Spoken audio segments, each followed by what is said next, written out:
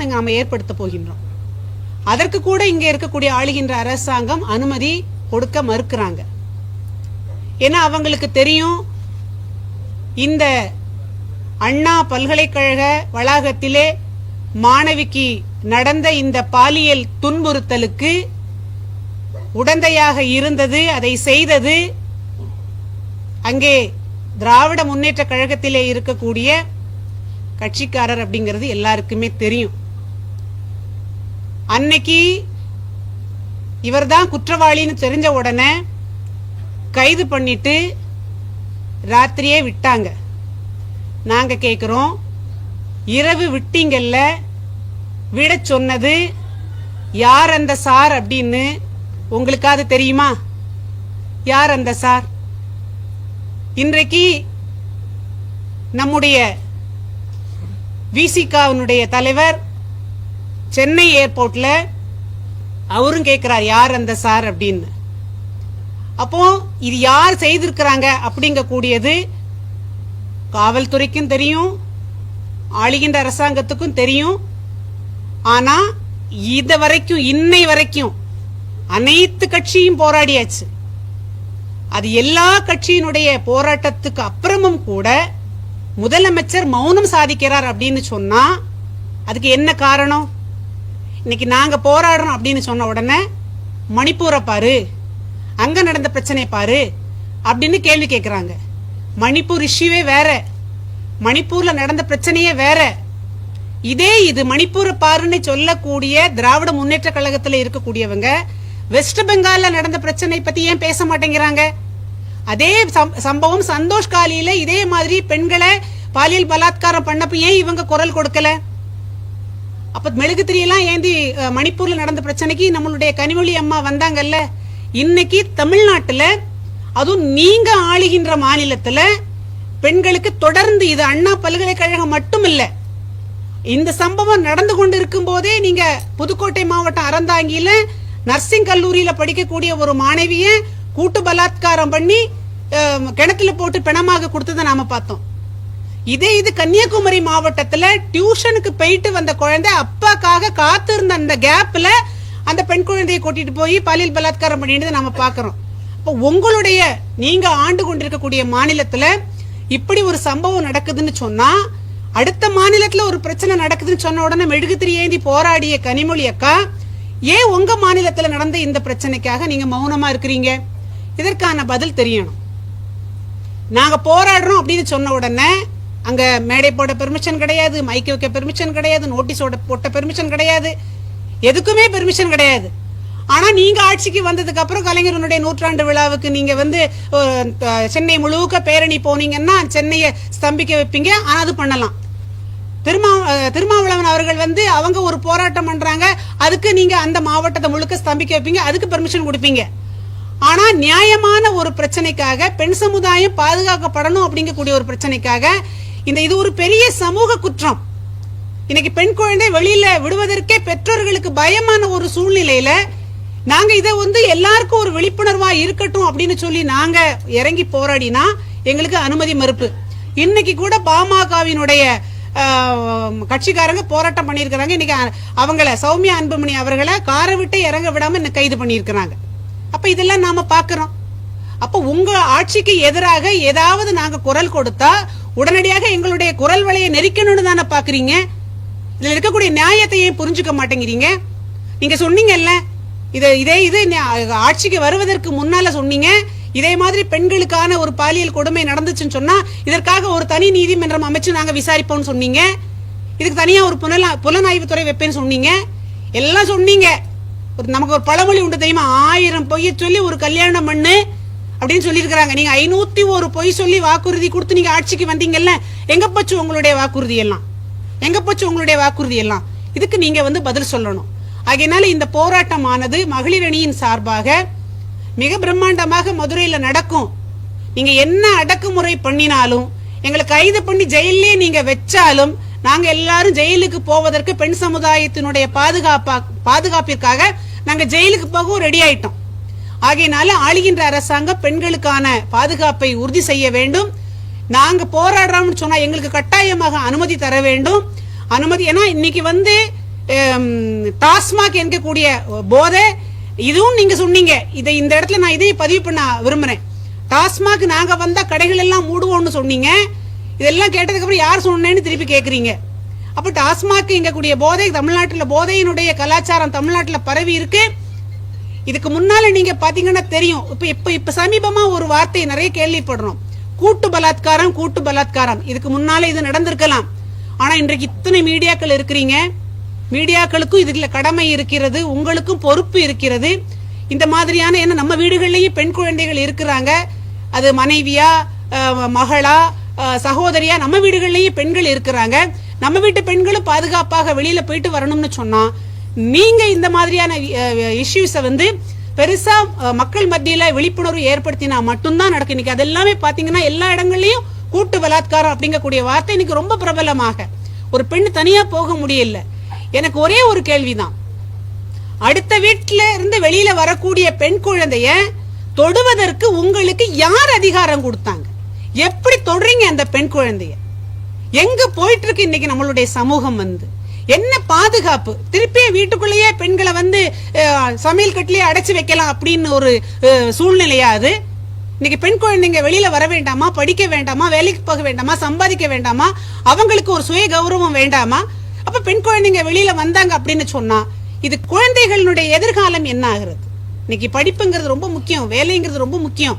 அப்ப இது பள்ளியில நடக்குது அப்படி சொன்னா, பள்ளியில ஆசிரியர்களை கூட நம்பி விட முடியல. பல இடங்கள்ல ஆசிரியர்களால கூட இந்த பெண் குழந்தைங்களுக்கு துன்புறுத்தல் இப்படி இருக்கு. அதனால இது வந்து ஒரு பெரிய சமூக குற்றம்.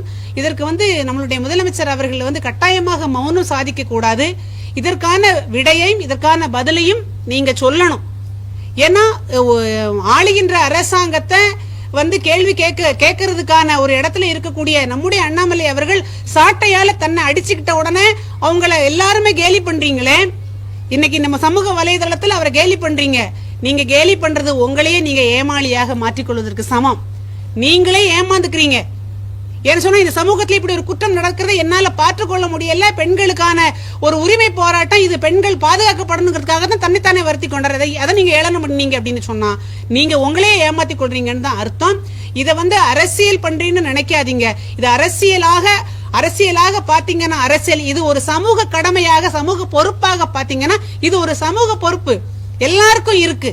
ஆகையினால இந்த போராட்டமானது கட்டாயமாக மதுரையில கண்ணகி எப்படி ஆளுகின்ற மன்னன் கிட்டக்க தன்னுடைய கணவனுக்காக நீதி கேட்டாலோ அதே போல இன்றைக்கு நாம வந்து இருக்கக்கூடிய நாங்க இங்கே ஆளுகின்ற அரசாங்கத்துக்கிட்ட பெண்களுக்கான நீதியை கேட்கின்றோம்.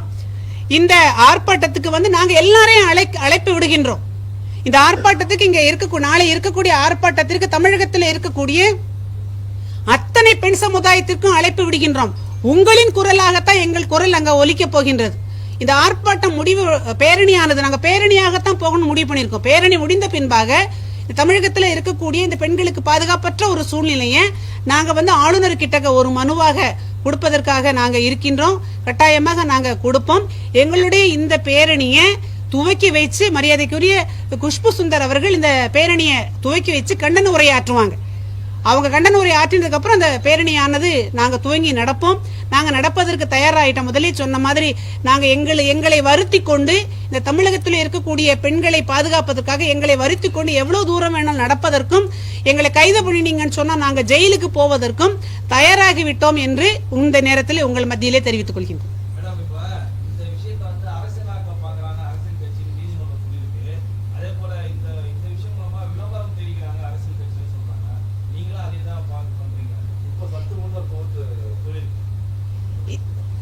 இல்லைங்க, கோர்ட் வந்து ஆளுகின்ற அரசாங்கம் அந்த குற்றவாளிக்கு பாதுகாப்பு கொடுத்தாங்க. அந்த பெண்ணினுடைய தகவல் எல்லாமே வெளியிட்டாங்க. அதனால அரசாங்கமே கோர்ட்டை முன் வந்துதான் இதற்கான அந்த பெண்ணுக்கான இழப்பீடையும் கொடுக்க சொல்லியிருக்கு. கல்வியும் வந்து கட்டணம் இல்லாம இருக்கணும், இந்த குடும்பத்துக்கும் பாதுகாப்பு கொடுக்கணும்னு சொல்லியிருக்கு. இப்போ இது விளம்பரம் கிடையாது, இது அரசியல்ங்கிறது வந்து விளம்பரம் கிடையாது. இப்ப நடந்த அந்த ஒரு விஷயத்தை யார் வெளியில சொல்லுவாங்க? இது மக்களுக்கு சொல்லக்கூடிய விளம்பரம் இல்ல, விழிப்புணர்வு. விளம்பரம் கிடையாது, இது விழிப்புணர்வு. இது யார் சொல்லுவாங்க?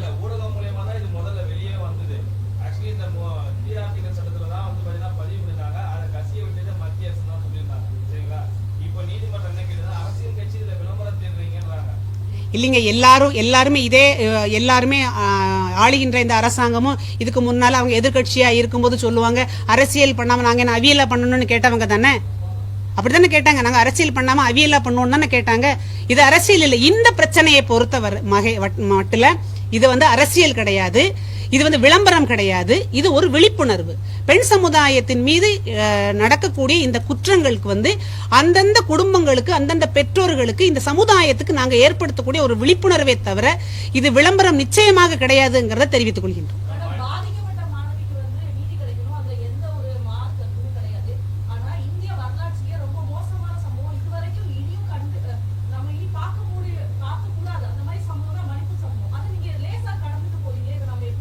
மேடம், மணிப்பூருங்கிறது மணிப்பூர்ல இருந்த இஷ்யூ உங்க பத்திரிகைக்காரங்க உங்களுக்கு சொல்லி தெரியணும்னு கிடையாது. மணிப்பூர் இஷ்யூவே வேற. நீங்க மணிப்பூர் இஷ்யூவை பெருசா கேட்கறீங்கல்ல. வெஸ்ட் பெங்கால்ல நடந்தது ஏன் மூடி மறைக்கிறீங்க, ஏன் பேச மாட்டேன்றீங்க? வெஸ்ட் பெங்கால்ல சந்தோஷ் காலிங்கிற இடத்துல நடந்தது இல்ல. எவ்வளவு எத்தனை பெண்களை வீட்டுக்குள்ள ஏறி போய் அந்த பெண்களுக்கான துன்புறுத்தல் நடந்தது இல்ல. ஏன் வெஸ்ட் பெங்கால பத்தி பேச மாட்டேங்கிறீங்க? எதுக்கு எடுத்தாலும் ஏன் மணிப்பூருக்குள்ள ஒளிஞ்சுக்கிறீங்க?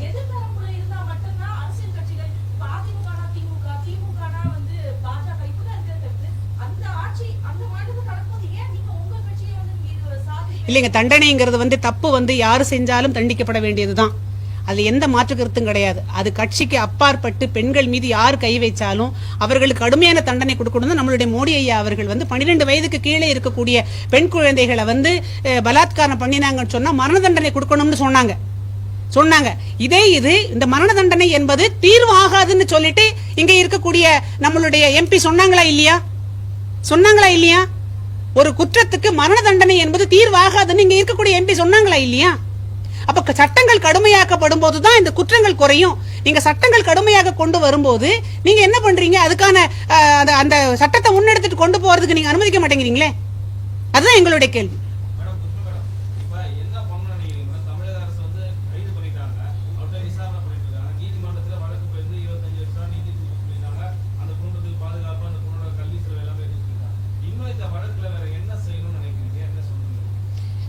இந்த பிரச்சனை இந்த மாணவிக்கு நடந்த பிரச்சனையோட நிற்க கூடாது.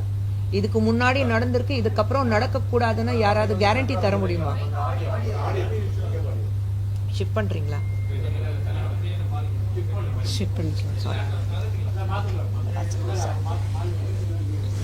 சாரி நீங்க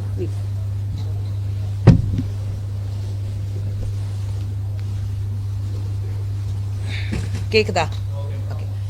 இந்த பிரச்சனை இன்னைக்கு நடந்த ஒரு பெண் குழந்தைக்கு இப்ப நடந்த பிரச்சனையோட நிக்க கூடாது. 25 லட்சம் ரூபாய் அவ கொடுத்தாச்சு அந்த குழந்தைக்கு. அவ வாழ்க்கையில் எந்த அளவுக்கு பாதிக்கப்பட்டிருக்கா அது யாரையும் சாகிற வரைக்கும் அவளால மறக்க முடியுமா? அவ குடும்பத்துக்கு நடந்த பிரச்சனை அவங்களால மறக்க முடியுமா? பெற்றோர்களுடைய அந்த துன்பு இது வரைக்கும் அந்த குழந்தை இருக்கிற வரைக்கும், அவங்க உயிரோட இருக்கிற வரைக்கும் அந்த துன்பு இருக்குதானே செய்யும். ஒவ்வொரு முறையும் அந்த குழந்தை ஒரு நிமிஷம் எங்கிருந்து வெளியில இருந்து உள்ள வரும்போது அந்த பயம் இருந்துட்டு தான் இருக்கும். ஒரு இருட்டு பார்த்த பயம் இருக்கும், ஒரு ஆம்பளை தனி ரோட்ல பார்த்தா பயம் இருக்கும், ஒரு ரூம்ல ஒரு பையனோட இருந்தா பயமா இருக்கும். அந்த அளவுக்கு துன்பப்படுத்ததுக்கு அப்புறம் நீங்க 25 லட்சம் நாங்க கொடுத்துட்டோம், அதனால்தான் கல்வி ஃப்ரீயா கொடுத்துட்டோம், அதனால்தான் எல்லாமே சரியாயிடுங்கிறது கிடையாது. இது எங்கே முற்றுப்புள்ளி வைக்கணும்? அரெஸ்ட் பண்ண உடனே ஏன் விட்டீங்க? அவன் ஹிஸ்டரி ஷீட்டர் தானே, ஏற்கனவே அவன் மேல பல கேசஸ் இருக்குல்ல. ஏற்கனவே ஒருத்தனை கிட்னாப் பண்ணிட்டு அங்கிருந்து 25 லட்சம் ரூபாய் கேட்டு 12 லட்சம் ரூபாய் கொடுத்ததுக்கு அப்புறம் மறுபடியும் விடாம போலீஸால 2018 ஏதோ ஒரு 30 வருஷத்துக்கு முன்னாடி நடந்த சம்பவம் கிடையாது. இப்பதான் ஒரு 6 வருஷம் கூட ஆகல, 6 வருஷத்துக்கு முன்னாடி நடந்த சம்பவம். சோ ஹிஸ்டரி ஷீட்டர் எந்த வகையில ஃப்ரீயா விட்டுருக்கீங்க? இது complete fall of law and order தான் நாங்க சொல்றோம். இதுதான் முதலமைச்சர்கிட்ட கேள்வி கேட்டுட்டு இருக்கோம். இன்னைக்கு நடந்த பிரச்சனையில நேத்து இந்த பிரச்சனை நடக்கல, நாளைக்கு நடக்காது அப்படிங்கிறது கிடையாது. ஒவ்வொரு முறையும் ஒரு பிரச்சனை தமிழகத்துல ஒரு பெண்களுக்கு இந்த மாதிரி பாலியல் தொல்லை நடக்கும் போது நீங்க பணம் கொடுத்துறீங்க. நீங்க ஓகே இது இந்த கட்சியில சார்ந்தவன் அந்த கட்சியில சார்ந்தவன் அதுதான் பெருசுப்படுத்திட்டு இருக்கீங்க. ஒரு விஷயம் மட்டும் நம்ம தெளிவாக புரிஞ்சுக்கணும். ஒரு பெண் பாலியல் தொல்லை நடக்கும் போது எந்த கட்சி ரீதியாக பேசக்கூடாது. இன்னைக்கு நாங்க பாஜக ஆபீஸ்ல இருக்கோம், ஆனா நாங்க பாஜக சார்பாக நாங்க பேசல. ஒரு பெண்ங்கிறது முறையில நாங்க எல்லாரும் இங்க கலந்து பேசிட்டு இருக்கோம். எங்களுக்கு பின்னாடி பாஜக இருக்கு, அது வேற விஷயம். ஆனா தயவு செஞ்சு அது பொலிட்டிக்கல் ஆக்காதீங்க. ஒவ்வொரு முறையும் நீங்க வந்து எந்த ஒரு சோஷியல் பிளாட்ஃபார்ம் இருந்தாலும் முதல்ல நீங்க ஆடுற மாநிலத்துல இது நடக்கலையா, உங்க மாநிலத்துல இது நடக்கலையா. பெண்கள் வந்து உங்களுக்கு ஒரு பொலிட்டிக்கல் ஃபுட்பால் கிடையாது. இங்கே அங்கே தூக்கி வீசி அவளை பத்தி பேசுறதுக்கு முதல்ல இந்த பெண் குழந்தைக்கு நான் வந்து நிச்சயமாக பாராட்டுவேன். நான் தைரியமாக வெளியே வந்து பேசினா. நிறைய பெண்கள் பயத்துல பேச மாட்டேங்கிறாங்க. அவளை வந்து பலாத்காரம் செஞ்சதுக்கு அப்புறம், பாலியல் தொல்லை நடந்ததுக்கு அப்புறம் அவ வந்து போன் நம்பர் வாங்கிட்டு நான் எப்போ வர சொல்லுவேன் அப்போ நீ வரணும் அதெல்லாம் மிரட்டியும் அந்த பெண் குழந்தைக்கு ஒரு தைரியம் இருந்தது. என்ன மாதிரி இன்னொன்று பெண் பாதிக்கப்படக்கூடாது, இந்த மாதிரி இந்த ஆளை பத்தி நான் பேசலன்னா நாளைக்கு இன்னும் எத்தனை பெண்களோட வாழ்க்கையை சீரடிக்க போகும்னா சொல்லிட்டு அவ வந்து வெளியில பேசியிருக்கா. முதல்ல அந்த பெண் குழந்தை பாராட்டணும். அந்த குழந்தை பத்தி வெளியில அவளுடைய எல்லா தகவல்கள் வெளியில கொடுத்தாங்க பாருங்க, அவங்களும் முதல்ல தண்டிக்கணும். யார் கொடுத்தது, யார் கொடுக்க சொல்ற, அது சட்ட ரீதியாக தவறு தானே. யார் வெளியில கொடுத்தது? நம்ம நிர்பயா சொல்லும் போது கூட எவ்வளவு நாள் கழிச்சுதான் அவளோட பேர், ஆனா இன்னி வரைக்கும் நாங்க அந்த பெண் குழந்தையோட பேர் சொல்றதுல நிர்பயா மட்டும் தான் கூப்பிடுறோம். அப்படி இருக்கும்போது யார் இந்த குழந்தை பத்தி வந்து பேரெல்லாம் டீடைல்ஸ் எல்லாம் பர்சனல் டீடைல்ஸ் வெளியே கொடுத்தாங்க? ஏன் அதை பத்தி யாரும் பேச மாட்டேங்கிறீங்க? பேர் கொடுத்தாச்சு, அது யாரும் பேசினாங்க. இது பாஜக, அதிமுக, திமுக, வேற ஏதோ கட்சி எல்லாமே கலந்து நீங்க சண்டை போட்டுட்டு இருக்கீங்க. நான் தயவு செஞ்சு இது பொலிட்டிக்கல் பிரச்சனை ஆக்காதீங்க. பெண்களுக்கு எந்த மாநிலம் இருந்தாலும் பெண்களுக்கு ஒரு பிரச்சனை நடக்கும் போது அது ஃபுட்பால் மாதிரி, கால்பந்து மாதிரி இங்க தூக்கி வீசி அங்க தூக்கி வீசி அவளை வந்து இன்னும் கேவலப்படுத்த வேண்டாதான் நான் என்னுடைய வேண்டுகோள்.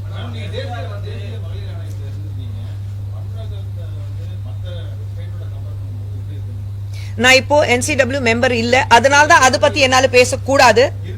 இருந்திருக்கேன் அதனாலதான், ஆனா இப்போ இல்ல. சோ அதை பத்தி நான் இப்போ பேசவும் கூடாது.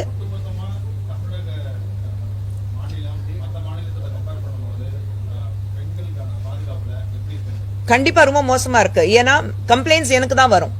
கம்ப்ளைண்ட்ஸ் எனக்கு தான் வரும்போது ரொம்ப கேவலமா இருந்தது. ஏன்னா நம்ம மாநிலத்துல இருந்து இவ்வளவு பிரச்சனைகள் உண்டா அப்படி பார்க்கும்போது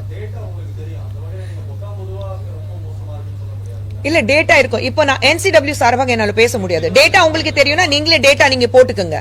ஆனா NCWல இருந்திருக்கேன், அதுக்காக நான் வந்து ஒரு மகளிர் ஆணையில இருந்திருக்கேன், அதுக்காக நான் இப்போ பேசக்கூடாது, அது தவறாக இருக்கும். I don't have any rights to speak on behalf of NCW. அந்த டேட்டா கூட என்னால வெளியில போக முடியாது. நீங்க உங்களுக்கு டேட்டா இருக்குன்னா தாராளமா நீங்க அது பப்ளிஷ் பண்ணிக்கங்க. We cannot compare. Why are we comparing is what my question is. நம்ம வந்து இந்த மாநிலத்துல கம்மியா இருக்கு, நம்ம மாநிலத்துல அதிகமா இருக்கு, அந்த கட்சி வந்து காங்கிரஸ் ஆட்சியில அதிகமா இருக்கு, இங்க பிஜேபியில வந்து கம்மியா இருக்கு, இல்ல இந்த இடத்துல பிஜேபி வந்து ஆளுங்கட்சி இருக்கு அதனால அங்க அதிகமா இருக்கு. அப்படி பண்ணவே கூடாதுன்னு நான் சொல்றேன். Don't do it. ஒரு பெண்களுக்கு நம்ம நாட்டுல ஒரு பெண்ணுக்கு ஒரு பிரச்சனை நடக்கும் போது எந்த மாநிலத்துல அதிகமா இருக்குன்னா வேண்டாம். ஏன்னா அது உடனே நீங்க வந்து கட்சி ரீதியாக அது வந்து சாணி பூசுறீங்க, அது பண்ணாதீங்க. ஐ எம் சேயிங் ஒட்டுமொத்தமா நம்ம நாட்டுல பெண்களுக்கு பாதுகாப்பு இருக்கா அதுதான் நம்ம பார்க்கணும். இன்னொன்னு நம்ம மாநிலம் தமிழம் சொல்லும் போது, ஒரு தமிழகத்துல நம்ம ஒரு தமிழக மாநிலம் சொல்லும் போது ஒரு பெருமையோட சொல்றோம், ஒரு கண்ணகியோட இடம் சொல்றோம். நம்ம அப்படியெல்லாம் சொல்லும் போது ஏன் பெண்களுக்கு இவ்வளவு பிரச்சனைகள் இருக்கு? அதுதான் நம்ம இடத்துல ஒரு பிரச்சனை நடக்கும் போது, என் வீட்டுல ஒரு பிரச்சனை நடக்கும் போது அதை விட்டுட்டு பக்கத்து வீட்டுல பிரச்சனை இருக்கா நான் எப்படி பார்க்க முடியும்? என் வீட்டுல இருக்கிற பிரச்சனை என்னால தீர்க்க வைக்க முடியுமா முடியாதா? என் வீட்டுல நடந்த ஒரு பிரச்சனைக்காக என்னால குரல் கொடுக்க முடியுமா முடியாதா? என் வீட்டுல ஒரு பிரச்சனை நடக்குது. இப்போ இன்னைக்கு திமுக பாத்தீங்கன்னா என் வீட்டுல ஒரு பிரச்சனை நடக்குது, ஆனா அதுக்கு வந்து நான் கண்ணு மூடிட்டு ஒண்ணுமே இல்ல, எல்லாமே சரியா இருக்கு, மேல இருந்து மழைப்பு பூசி பக்கத்து வீட்டுல என்ன பிரச்சனை இருக்கு முதல்ல அதை பத்தி பேசு. கண்ணாடி வீட்டுல இருந்து உட்காந்துட்டு இன்னொன்னு வீட்டுல கல் வீச கூடாதுதான் நான் சொல்லுவேன்.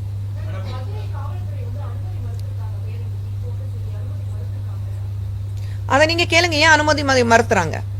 இப்போ எல்லாத்துக்கும் நீங்க உங்க ஆளுங்கட்சியில இருக்கிற போது நீங்க வந்து உங்களுக்கு கூட்டணியில இருக்கிறவங்களுக்கு நீங்க வந்து எல்லா பர்மிஷன் கொடுக்குறீங்கல்ல. அப்போ மத்தவங்க வந்து ஒரு போராடணும்னு சொல்லும் போது, ஒரு பேரணி நடத்தணும்னு சொல்லும் போது ஏன் நீங்க பெர்மிஷன் கொடுக்க மாட்டேங்கிறீங்க? இன்னைக்கு ஏன் சௌமியாவை நீங்க அரெஸ்ட் பண்ணிருக்கீங்க? ஏன்னா உங்களுக்கு சாதகமா இல்ல. இன்னொன்னு வந்து தவறு நடந்திருக்கு. தவறு நடக்கும் போது உங்களால அதை தட்டி கேட்கறதுக்கு உங்களுக்கு தைரியம் கிடையாது. ஆனா மத்த பெண்களுக்கு தைரியம் இருக்கும் போது அதுவும் நீங்க தடுக்கிறீங்க. நான் இதே கேட்பேன், இவங்க சொன்ன மாதிரி கனிமொழி எங்க? ஒவ்வொரு விஷயத்துல கனிமொழி வந்து முன்னாடி வந்து பேசுறாங்கல்ல, எங்க இருக்காங்க? ஏன் யாருமே வந்து அவங்களுக்கு மகளிர் அணி இங்க இருக்குல்ல, திமுகவோட மகளிர் அணி ஒண்ணு இருக்குல்ல, எங்க இருக்காங்க? நாங்க மகளிர் அணி சார்பாக இங்க உட்கார்ந்து பிரஸ் மீட் கொடுக்கிறோம், பேசுறோம். நாளைக்கு எங்களை கைது பண்ணாலும் பரவாயில்ல, நாங்க வந்து பேரணிக்கு போவோம். சௌமியா வந்து என்ன அரெஸ்ட் பண்ணாலும் பரவாயில்ல, நான் பேரணிக்கு போவேன், போராட்டத்துக்கு போவேன், அரெஸ்ட் ஆனாங்க. நான் சொல்றேன், ஏன் கொஞ்ச நாளுக்கு முன்னாடி நம்ம மறுபடியும் இந்த மாதிரி பேரணி நடத்தும் போது, போராட்டம் நடக்கும் போது தமிழிசை சவுந்தரராஜன் அரெஸ்ட் பண்ணாங்க 2 முறை. நாங்க அதுக்கு பயப்படல. ஆனா உங்க சார்பாக எந்த பெண் தெருக்கு வந்தா, உங்க சார்பாக யார் குரல் கொடுத்தா, யாராவது திமுக இருந்து இது வரைக்கும் ஒரு பெண் மந்திரி இருக்கட்டும், இல்ல ஒரு எம்பி இருக்கட்டும், ஒரு எம்எல்ஏ இருக்கட்டும், யாராவது குரல் கொடுத்தாங்களா? ஏன் எல்லாரும் மௌனமா இருக்கீங்க நான் கேக்குறேன்.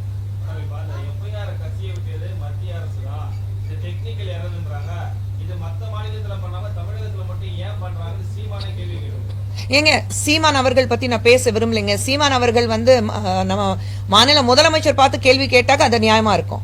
சரிங்களா? ஒரு குற்றம் சாட்டணுங்கிறதுக்காக நீங்க என்ன வேணாலும் சொல்லலாம். சோ சீமான் அவர்களுக்கு நான் பதில் கொடுக்க விரும்பல.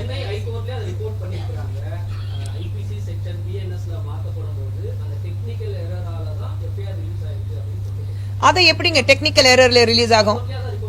ஹைகோர்ட்ல ரிப்போர்ட் பண்ணிருக்காங்க. ஹைகோர்ட்டோட ஆர்டர் அதுதானா? High court approved of that. Has High Court accepted that there's a technical error? நம்ம அது ஒண்ணு பார்க்கணும்ல. நீங்க யார் வேணாலும் நீங்க வந்து மனு தாக்கல் பண்ணலாம், சொல்லலாம் இது வந்து technical error. But I am saying அதுக்கு தானே உங்களுக்கு தனிப்பட்ட முறையில உங்களுக்கு சட்டம் இருக்கு. நீங்க அதுதானே பார்க்கணும்.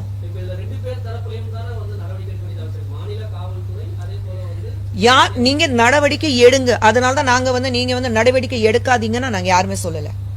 நீங்க ஒரு பெண்ணுக்கு பாதுகாப்பா இருக்கணும், ஒரு பெண்ணுக்கு நியாயம் கிடைக்கணும்னா என்ன ஒரு நடவடிக்கை எடுக்கணும், அந்த தாராளமா எடுங்க. நான் சொல்றது ஒண்ணா, ஒரு எங்கேயாவது நம்ம வீட்டுல ஒரு டேப்ல வந்து எங்கேயாவது ஒரு லீக்கேஜ் இருந்தா அதுதான் முதல்ல சீல் பண்ணுவோம். மொத்தமா மேல இருந்து ஃபுல்லா விழும்போது அப்புறம் பாத்துக்கலாங்கிறது கிடையாது. சோ எங்க லீக்கேஜ் இருக்கும் முதல்ல அதை சீல் பண்ணுங்களேன்.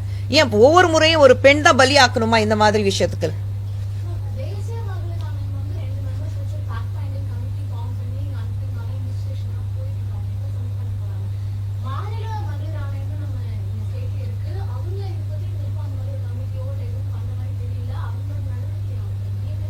ஒண்ணுமே பண்ணலையே. ஸ்டேட் உமன் கமிஷன் இருக்கு, எங்க இருக்காங்க? அவங்க போனாங்களா? கவர்னர் பார்த்தாங்களா? ஒரு ஸ்டேட்மெண்ட் கொடுத்தாங்களா? நாங்க இதுக்கு அகேன்ஸ்ட் ஆக்ஷன் எடுக்க போறோம் சொன்னாங்களா? ஒண்ணுமே பண்ணல. எங்க இருக்காங்க ஸ்டேட் உமன் கமிஷன்? எங்க இருக்காங்க? ஏன் அங்க NCWல இருந்து மம்தா குமாரி வந்தாங்க, பாம்பேல இருந்து பிரவீன் தீக்ஷித் வந்தாரு. அவங்க 2 பேரும் போகும்போது ஏன் ஸ்டேட் கமிஷன்ல இருந்து யாருமே போகல? கூட பதில் கொடுத்தாங்களா? எங்கேயாவது பேசினாங்களா? கமிட்டி பேசினாங்களான்னு சொல்றேன்.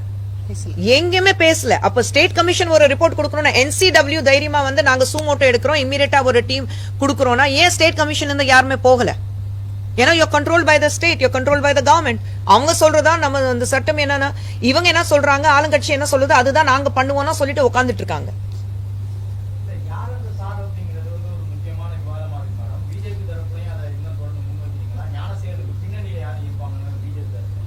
ஆமாங்க, அதுதான கேள்வி கேட்டுட்டு இருக்கோம். யார் அந்த சார்? சார் சொல்லிதான் விட்டோம். யார் அந்த சார்?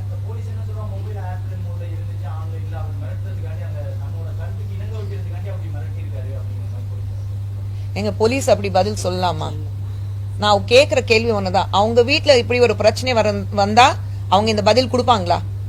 அப்போ மட்டும் நடவடிக்கை வேற மாதிரி இருக்கும்ல. இல்லைங்க, மனிதர்கள் சொல்லும் போதும் நமக்கு வந்து ஆனா உணர்வுபூர்வமா இருக்கிறதுனாலதான் நம்ம இங்க உட்கார்ந்துட்டு பேசிட்டு இருக்கோங்க. எல்லாரும் நாங்க வந்து மிஷின் கிடையாதுல்ல. சோ அப்படி இருக்கும் போது சிம்பிளான விஷயம், நீங்க என்ன சட்டம் இருந்தாலும் சட்டத்துக்கு நேராக எதிராக தான் நடந்திருக்கு இந்த விஷயம். உங்களுக்கு எல்லாருக்கும் தெரியும், நம்ம எல்லாருக்கும் தெரிஞ்ச விஷயம். சரிங்களா? ஆனா கேக்குற கேள்வி, அவங்க வந்து சட்டத்துக்கு பேப்பர்ல எப்படி இருந்தது, வாட்ஸ்அப்ல எப்படி இருந்தது, குரூப்ல எப்படி இருந்தது, அதுக்காக தான் இது பண்ணோம். உங்க வீட்டுல நடந்தா இது பதில் வருமானா? என்னோட கேள்வி அதுதான். வராது இல்ல. அப்போ அந்த குழந்தை உங்க வீட்டு குழந்தைன பாத்துக்கங்கன்னு நான் சொல்றேன்.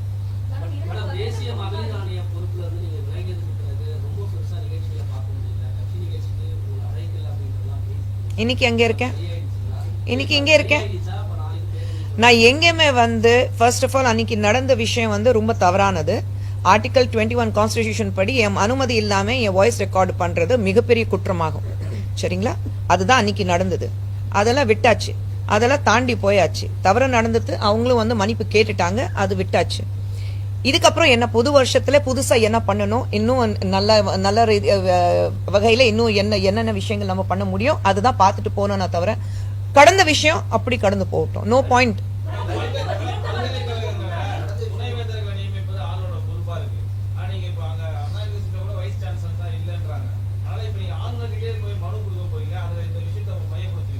அவங்க தான் பதில் சொல்லுவாங்க.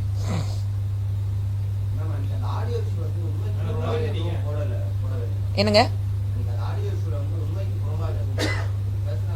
ஆமா, அந்த ஆடியோல நான் என்ன பேசியிருக்கேன் தம்பி?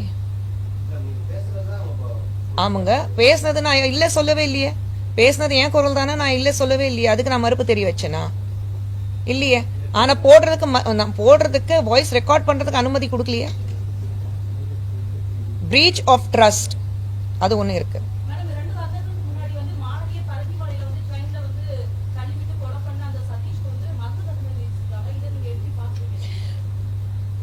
நம்ம சமுதாயத்துல நம்ம நாட்டுல ஒரு மிக இந்த மாதிரி ஒரு சிவிய தண்டனை கொடுக்காத பட்சத்தில் இந்த மாதிரி தவறுகள் நடந்துட்டு தான் இருக்கும்.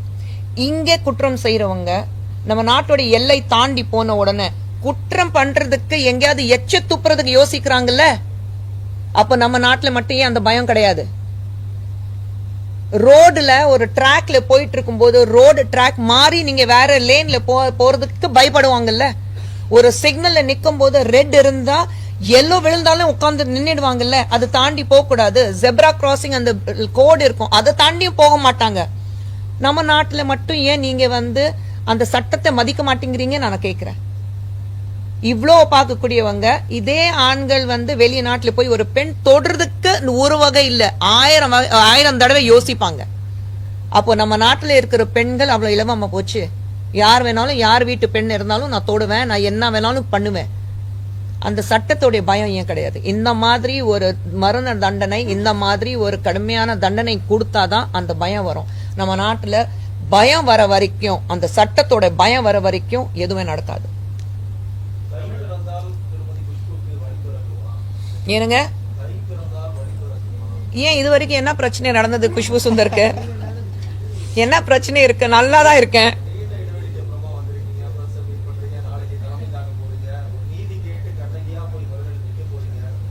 நான் என்னைக்குமே கண்ணகி தானே. புது சூழ்நிலையம் சென்னைக்கு 38 வருஷம் ஆச்சு. 38 வருஷமா கண்ணகியா தான் வாழ்ந்துட்டு இருக்கேன். மனசுல பட்டது பேசுவேன், மனசுல பட்டது செய்வேன். அது ஒண்ணு எந்த மாற்றமும் கிடையாது. குஷ்பு சுந்தர் எப்படி இருந்தாலோ இன்னி வரைக்கும் அப்படிதான் இருக்கா.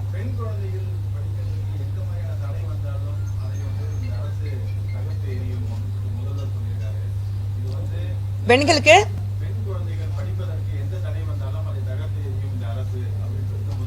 44,000 கோடி எடுகேஷன் பாலிசி காசு கொடுத்திருக்காங்க. எங்க இருக்குன்னா முதல்ல அதுக்கு பதில் கொடுக்க சொல்லுங்க.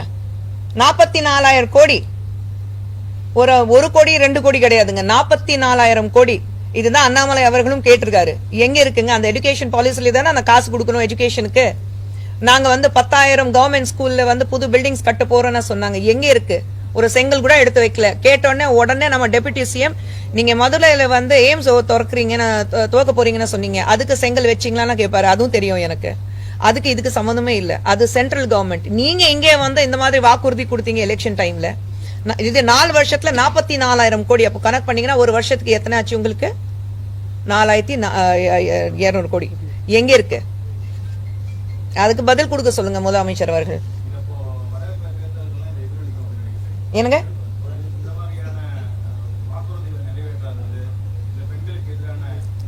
இல்ல, வாக்குறுதி பொறுத்த வரைக்கும் எல்லாருக்கும் தெரியும். திமுக பொறுத்த வரைக்கும் அவங்க ஆட்சிக்கு வர்றதுக்கு முன்னாடி என்னென்ன வாக்குறுதி கொடுத்தாங்க, இது வரைக்கும் ஒரு வாக்குறுதி கூட நிறைவேற்றல.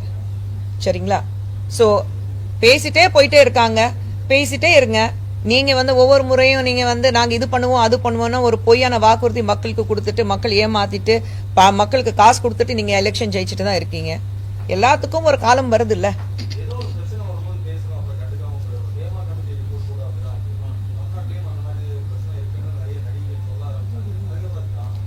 எல்லாமே பிரஸ்ல சொல்லணும் அவசியம் இல்லை. ஏன் அது நடிகர் சங்கத்துல நடந்துட்டு தான் இருக்கு. நாங்க கேசஸ் வாங்கிட்டு தான் இருக்கோம், நாங்க சால்வ் பண்ணிட்டு தான் இருக்கோம்.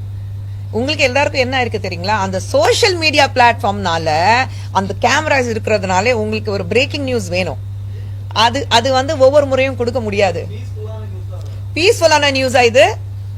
ஆளாளுக்கு யூடியூபர்ஸ் உட்கார்ந்துட்டு யார் பத்தி ஏதோ புருஷன் பொண்டாட்டிக்கு நடுவுல படுத்துட்டு புருஷன் பொண்டாட்டிக்குள்ள பிரச்சனை என்ன இருக்கு அது பார்த்துட்டு பேசக்கூடிய நிலைமை இன்னைக்கு தமிழகத்துல இருக்கு. ஹைதராபாத்ல யாராவது, தெலுங்கானால யாராவது யூடியூபர்ஸ் உட்காந்துட்டு பேச முடியுமா? அந்த தைரியம் வருதா இப்போ யாருக்கும்? கேரளால பேச முடியுமா? கர்நாடகால பேசுறாங்களா? தமிழகத்துல மட்டும் ஏன் அந்த சட்டம் கிடையாது அவங்கள வந்து தடுக்கிறதுக்கு? யார் பண்றாங்க? கவர்மெண்ட் ஏதாவது ஆக்ஷன் எடுக்கிறாங்களா? இல்ல. நாங்க பேசிதான் யூடியூபர்ஸ் மன்னிப்பு கேட்க வைக்கிறோம். அந்த யூடியூபர்ஸ் கிட்ட வந்து அந்த வீடியோ ஏன் இவ்வளவு அசிங்கமா பேசுறீங்கன்னு மன்னிப்பு கேட்க வைக்கிறோம். ஏன் கவர்மெண்டால எதுவும் பண்ண முடியல? அங்கேயும் பெண்கள் பத்தி தானே நீங்க எழுவா பேசுறீங்க. அப்போ பதில் வராது பாத்தீங்களா உங்ககிட்ட.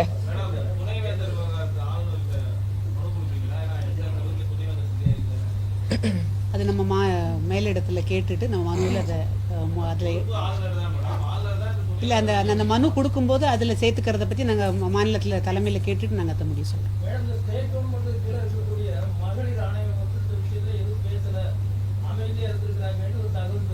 அதுதான் சொன்னேன் இப்போ.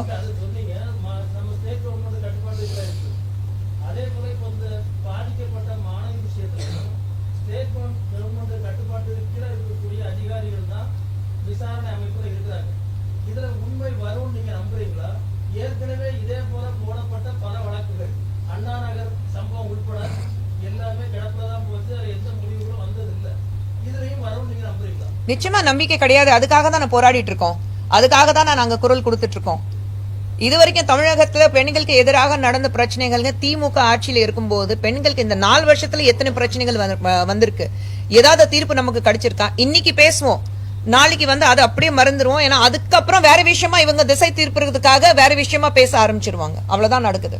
இதுல ஒரு விஷயம், உண்மையை பேசின காவல்துறை அதிகாரியை சஸ்பெண்ட் பண்றதா இந்த ஆட்சி, அதையும் சேர்த்துக்கோ. ஆமா, உண்மையை பேசினார்ல, இது சட்ட ஒழுங்கு சரியில்லைன்னு பேசின காவல்துறை அதிகாரி நீங்க என்ன பண்ணீங்க? சஸ்பெண்ட் பண்ணிருக்கீங்க. அப்ப எப்படி பேசுவாங்க தைரியமா? எங்க நியாயம் கிடைக்கும்? காவல்துறை அதிகாரிக்கே பாதுகாப்பு இல்ல, அவருடைய வேலைக்கே வந்து உத்தரவாதம் இல்ல, அப்புறம் எப்படி நீங்க நியாயத்தை எதிர்பார்க்கறீங்க தமிழ்நாட்டில்? ஏன் இவ்வளோ வந்து நானே போனேன். கள்ளக்குறிச்சி பக்கத்துல வந்து ஒரு எத்தனை பேர் வந்து அந்த கள்ளச்சாராயம் குடிச்சிட்டு இறந்தாங்க. அதுக்கப்புறம் என்னாச்சு? ஏதாவது வந்ததா? தகவல் வந்ததா? அங்க யார் கள்ளச்சாராயம் காய்ச்சினாங்க? அவங்க வந்து திமுகக்கு சார்ந்தவங்க தான். அவங்க ஏதாவது அவங்க தகவல் கிடைச்சதா? என்ன ஆனாங்க? அதை பத்தி யாராவது பேசுறோமா? அவங்களுக்கு அந்த அந்த கிராமத்துல இருக்கிறவங்களுக்கு நியாயம் கிடைச்சதா? இல்ல.